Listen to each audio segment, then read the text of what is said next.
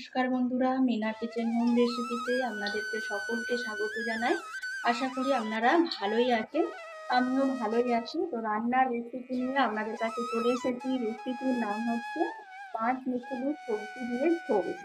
আর এখানে আমি কড়াটাও গ্যাসটা চালু করে দিয়েছি, কড়াটা বসে দিয়েছি। কড়ার মধ্যে আমি সর্ষের তেল দিয়ে দিয়েছি, তেলটা গরম হয়ে গেছে। এখানে আলু গাজর আমি দিয়ে দিয়েছি, এগুলো হালকা করে ভেজে নেবো। আর পাঁচমিশালি সবজিতে কি কি লাগে সেটা আপনাদেরকে আমি দেখাবো, বলবো।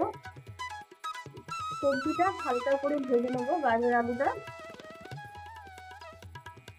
সামান্য হলুদ দিলাম,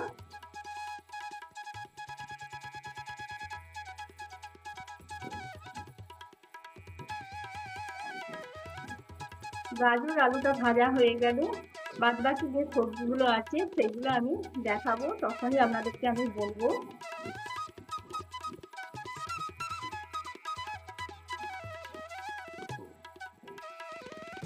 এখানে আলু ও গাজরটা ভাজা হয়ে গেছে, আমি এবারে একটা জায়গার মধ্যে তুলে নেব।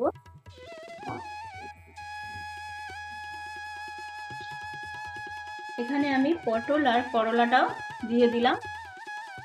পাঁচমিশালি সবজি হচ্ছে আলু, গাজর, পটল, করলা, বেগুন। ওই দিয়ে আমি ঝোলটা বানাবো। করলাটাই দিয়ে দিলাম। বুঝতেই পারছেন গরম তো পড়েছে, গরমের মধ্যে বেশি কিছু রেট খাওয়াটা ঠিক নয়, শরীরেও খারাপ লাগবে আর পেটেরও তো প্রবলেম হবে। সেই জন্যই আমি আপনাদের কাছে নিয়ে চলে এসেছি একদম পাঁচ মিশালি সবজি দিয়েই ঝোল। আর এই সবজিতে ঝোলটা যে আমি বানাবো তাতে আমি মশলা দেবো রাঁধুনি ফোড়ন বাটা। রাঁধুনি ফোড়ন বাটাটা দিয়ে আমি ঝোলটা বানাবো। এতে কোনো পেঁয়াজ রসুন কিচ্ছু ব্যবহার করব না, আদাও আমি ব্যবহার করব না। এই রাঁধুনি ফোড়নটা দিয়ে আমি ঝোলটা বানাবো।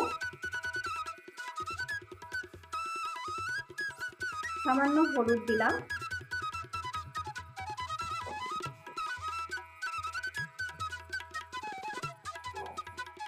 এখানে পটল করলাটা ভাজা হয়ে গেছে, আমি এবারে একটা জায়গার মধ্যে তুলে নেব।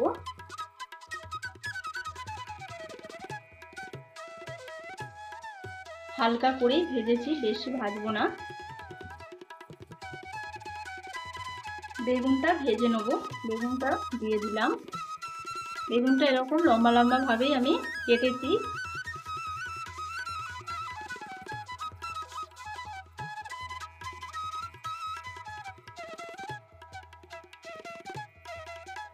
নুন দিয়ে দিলাম।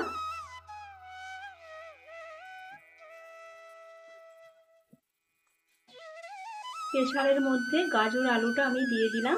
তো গাজর আলুটা সেদ্ধ হতে দেরি হয়, তার জন্য আমি প্রেসারে দিয়েছি। আর এখানে বেগুনটা ভাজা হচ্ছে। আর এখানে আমি জল দিয়ে দিলাম, নুন দিয়ে দিলাম। ঢাকনাটা বন্ধ করে দিলাম। দুটো সিটি দেওয়ার পর খুলে দেখব গাজর আলুটা কতটা কি সেদ্ধ হয়েছে। এখানে বেগুনটা ভাজা হয়ে গেছে, আমি এবার একটা জায়গার মধ্যে তুলে নেব। এখানে আমি রাঁধুনি ফোড়ন নিয়েছি, রাঁধুনি ফোড়নটা আমি বেটে নেবো। এদিকে আমার সবজিগুলো সেদ্ধ হতে হতে আমার রাঁধুনি ফোড়নটা বাটা হয়ে যাবে। শিলেতে রাঁধুনি ফোড়নটা আমি বেটে নেবো। বেটে নিয়ে তারপর আপনাদেরকে আমি দেখাবো। গাজর আলু দুটো সিটি দিয়েছি, দিয়ে খুলে দিয়েছি। আর এখানে যে পটল আর করলা আমি রেখেছিলাম ভেজে, সেগুলো আমি দিয়ে দিলাম। নুন দিলাম।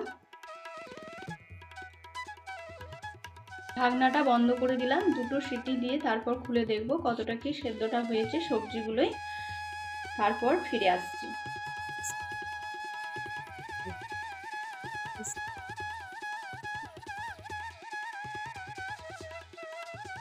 কড়াতে সর্ষের তেল দিয়ে দিলাম। এখানে আছে 5 ফোড়ন, শুকনো লঙ্কা, তেজপাতা দিয়ে দিলাম। ভালো করে ফোড়নটা ভেজে নেব। ফোড়নটা ভালো করে ভাজা হয়ে গেছে। এইখানে আমি যে রাঁধুনি ফোড়নটা বেটেছিলাম সেই ফোড়নটা দিলাম। হলুদ দিলাম হাফ চামচ। মশলাটা যাতে না ছিঁড়ে যায় তার জন্য আমি জল দিলাম। এখানে সবজিগুলো সেদ্ধ হয়ে গেছে, সবজিগুলো আমি এবারে কড়ার মধ্যে দিয়ে দিলাম।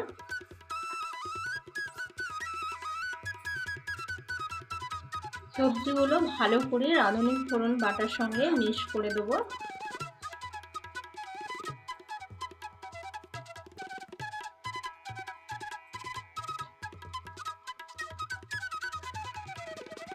সবজি সেদ্ধ জলটা দিয়ে দিলাম। বেগুন ভাজাগুলো দিয়ে দিলাম।